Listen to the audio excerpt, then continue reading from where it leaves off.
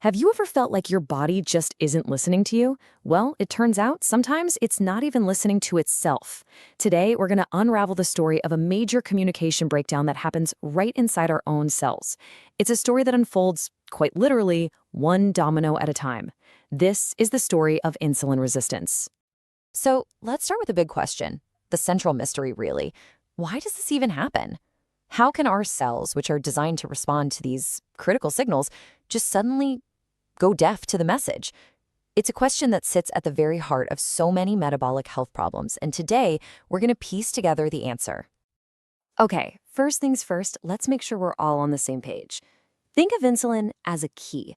Its job is to unlock our cells to let sugar, glucose, get inside and be used for energy. Simple enough, right? Well, insulin resistance is what happens when the lock gets rusty. The key still fits, but it just can't turn properly. And that leaves all this sugar stranded in the bloodstream with nowhere to go. Now, you might be wondering, where does a huge problem like this even begin? Maybe the pancreas, the liver? Nope. The real story, the first domino, starts in a much more surprising place. We're going to ground zero, the humble fat cell. So how does a perfectly healthy fat cell go rogue? It all begins with a simple energy imbalance. More fuel coming into the body than is actually being used. The fat cells, they do their job. They dutifully store all this extra energy. But here's the catch. They can only stretch so far. Once they hit their absolute limit, they get stressed out. And this is where the real trouble begins, this toxic spillover. The overstuffed cell starts leaking stuff it shouldn't, like raw fats, we call them free fatty acids, and all sorts of inflammatory signals, right into your bloodstream. These things were never meant to be floating around freely, and they start acting like a low-grade poison to the rest of your body. Let me put it this way.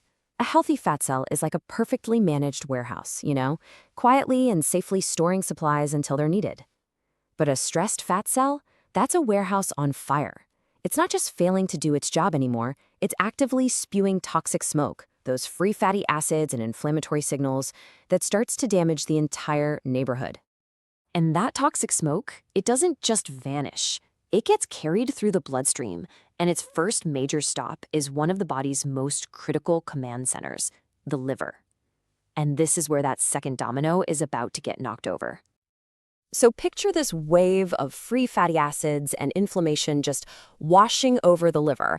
Now, the liver is an absolute metabolic powerhouse, but it's not built to handle a constant chemical assault. This toxic barrage starts to mess with its internal wiring, corrupting some of its most important functions. Here's what happens inside the liver. This inflammatory storm activates what you could call saboteur molecules. And what do? They jam the liver's off switch for making sugar. Normally, insulin comes along and says, hey, we've got plenty of sugar in the blood, you can take a break. But with that off switch jammed, the liver just can't hear the message anymore. It goes rogue. It becomes a 24/7 sugar factory, pumping out even more glucose into a system that is already overflowing with it. Now, before we get to that final massive domino, just look at this number, 80%. That's roughly how much of the sugar from a meal is supposed to be soaked up and used by our skeletal muscles.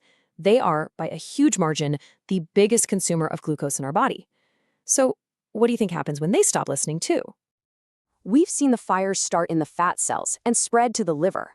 Now that same toxic spill is about to shut down our body's main engines, our muscles. Yep, that same harmful gunk now reaches our muscles. And just like we saw in the liver, it's about to break another critical line of communication. So how does this lockdown work? Well, inside the muscle cells, those same types of saboteur molecules get switched on. They get in the way and block the signal from insulin, the one that's supposed to tell the cell to open up its glucose gates. Because that signal is blocked, the gates stay shut tight. Sugar can't get in. And this is a double disaster. First, your blood sugar climbs even higher. And second, your muscles, your body's main engines, are literally being starved of the very fuel they need to work. So let's recap. We've got stressed fat cells leaking toxins, a liver that's overproducing sugar, and muscles that can't take any of that sugar in. As you can probably guess, this whole mess doesn't just stop there. It creates this powerful, self-perpetuating feedback loop, a vicious cycle. Let's trace this dangerous loop together. Okay, so number one, you have high blood sugar. This acts like a screaming alarm, forcing your pancreas to work overtime, pumping out more and more insulin to try and get things under control. But, and this is a huge but, all that extra insulin is also a powerful signal for the body to store fat. This puts even more pressure on those already overstuffed fat cells, making them leak even more toxins, which in turn makes the liver and muscles even more resistant. And boom, the cycle just keeps feeding on itself, getting stronger and stronger with every single rotation. And this really is the key takeaway. This isn't just a list of separate problems. It's an interconnected system failure. As the research puts it so perfectly, the progression from adipocytes to liver and muscle forms a vicious cycle. Each broken part actively makes the other parts worse, pulling the whole system down with it. So, how do you stop a runaway chain of dominoes? You don't run after the last one, the high blood sugar. That's a losing game. You have to go all the way back to the beginning. You have to relieve the stress on that very first domino, the fat cell. Things like dietary changes and weight loss reduce that initial energy overload, giving those warehouses a chance to clean house and start working properly again. And exercise? Oh, exercise is like a secret weapon. It actually opens up a backdoor for sugar to get into the muscles, one that doesn't even need the insulin key. It's an immediate workaround that helps lower blood sugar and fuel your engines, even while the main gates are still a little rusty. And that leaves us with a really powerful final thought. We tend to think of body fat as this passive, inert stuff that we're just trying to burn off. But what this story really shows us is that it's an incredibly active, communicative organ. And when it gets sick, it doesn't suffer in silence.